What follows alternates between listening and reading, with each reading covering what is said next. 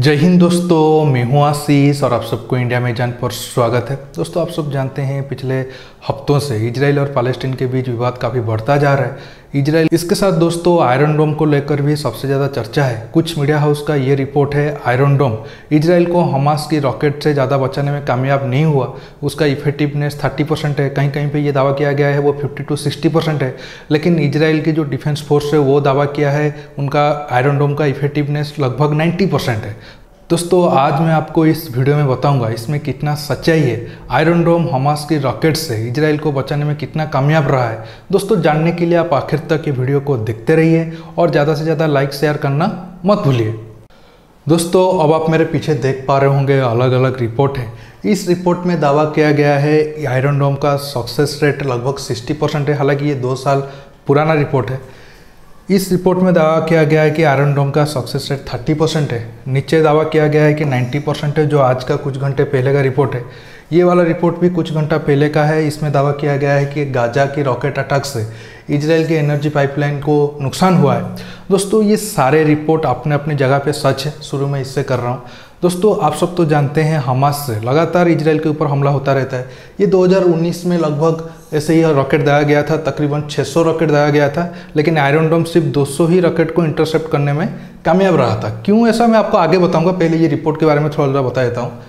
ये रिपोर्ट देखिए दोस्तों, 2 दिन पहले का है, मई 11 का है। इसमें दावा किया गया है कि आयरन डोम का सक्सेस रेट 30% है, क्योंकि तब तक जितने रॉकेट दाया गया था तब उसमें से सिर्फ 30% रॉकेट को आयरन डोम इंटरसेप्ट किया था, इस रिपोर्ट के हिसाब से माने तो।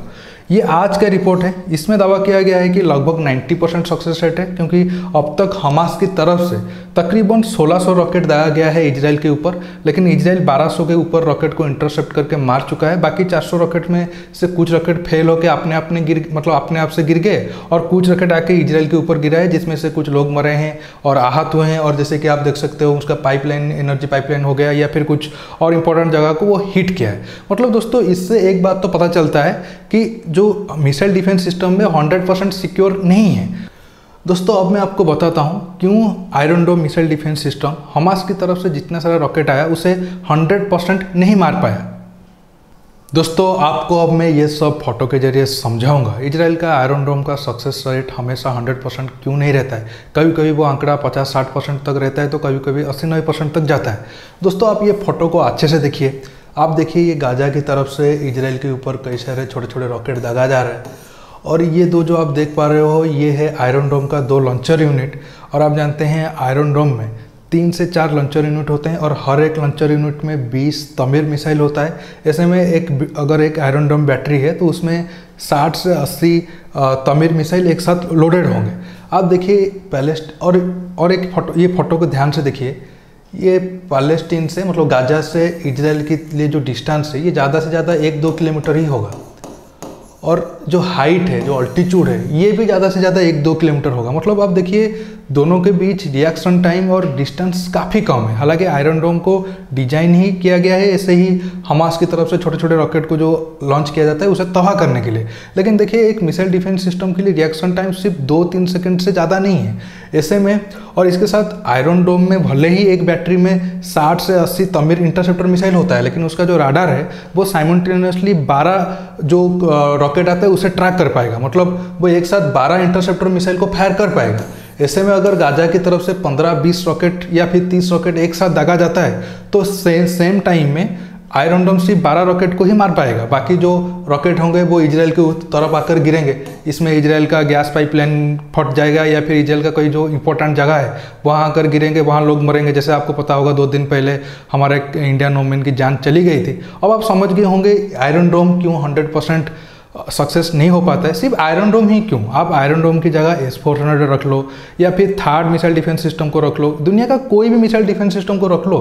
अगर आप उसके तरफ इतने सारा रॉकेट या फिर मिसाइल को एक साथ फायर करोगे वो 100% रोक नहीं पाएगा। इसके साथ दोस्तों, आयरन डोम दुनिया का एक लौता मिसाइल डिफेंस सिस्टम है जो इतना ज़्यादा बैटल टेस्टेड है और उसके नाम पर इतना ज़्यादा रॉकेट को मार गिराने की रिकॉर्ड है। दुनिया का कोई भी मिसाइल डिफेंस सिस्टम इतना बैटल टेस्टेड नहीं है। इसके साथ दोस्तों, पैलेस्टीन को ये गेम काफ़ी सस्ता पड़ता है। एक पैलेस्टीन रॉकेट का कीमत होता है जो कसम रॉकेट है वो $200 के करीब पड़ता है।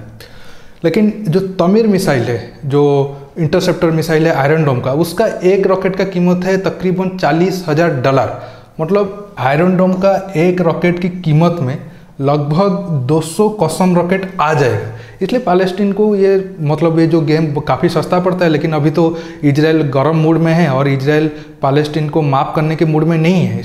इसलिए दोस्तों अब इजराइल बिल्कुल अपना टैंक से लेकर बाकी सब हथियार सीमा पे लेकर, गाजा की सीमा पे लेकर तैनात कर रहा है। हालांकि उस पर अगर कोई बड़ा अपडेट आएगा मैं आपको कल बताऊंगा। अब आता हूँ हमारे जो देश में कुछ लिबरांडो रह रहे हैं, उनको पैलेस्टीन के लोगों के लिए तो काफ़ी ज़्यादा प्यार है, लेकिन जो भारतीय महिला का जान चली गई है उनके ऊपर वो क्यों खामोश है, उसके ऊपर मैं अभी आता हूँ।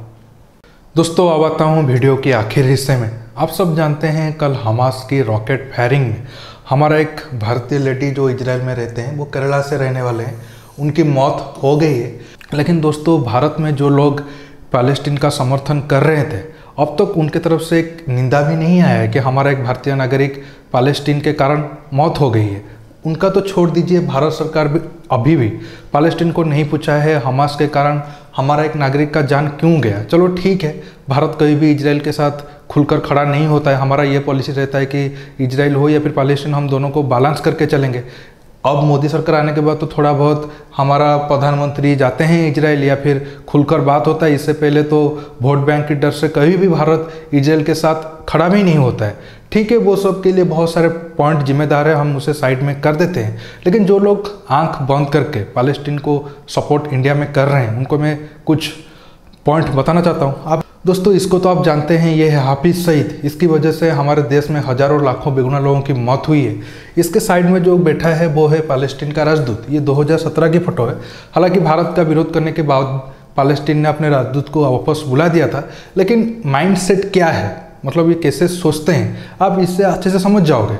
हम भले ही पैलेस्टीन को अपना दोस्त मानते हैं या फिर इजराइल के साथ कभी भी खुलकर सपोर्ट में नहीं आते हैं, लेकिन पैलेस्टीन हमेशा पाकिस्तान के सपोर्ट में खुलकर आता है। इसके बाद आप देखो, इजराइल से हमें मिसाइल डिफेंस सिस्टम से लेकर और भी कई तरीके से हथियार मिलता है। अब कोरोना के टाइम में टेस्टिंग किट से लेकर साइंस एंड टेक्नोलॉजी में इजराइल भारत का मदद कर रहा है। लेकिन पैलेस्टीन के पास क्या है वो भारत को दे देगा? सिर्फ वही पत्थरबाजी के अलावा।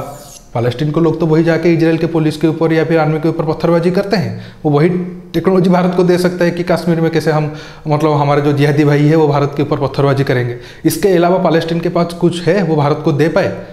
लेकिन हम पैलेस्टीन के चक्कर में इजराइल जैसे दोस्त के साथ खड़े तो नहीं हो रहे हैं। ठीक है, खड़े ही ना हो, लेकिन कम से कम हम हमारा जो महिला मरे हैं उनके लिए तो हम पैलेस्टीन को सवाल पूछ सकते हैं कि हमास की वजह से ऐसा हुआ तो तुम कुछ एक्शन लो।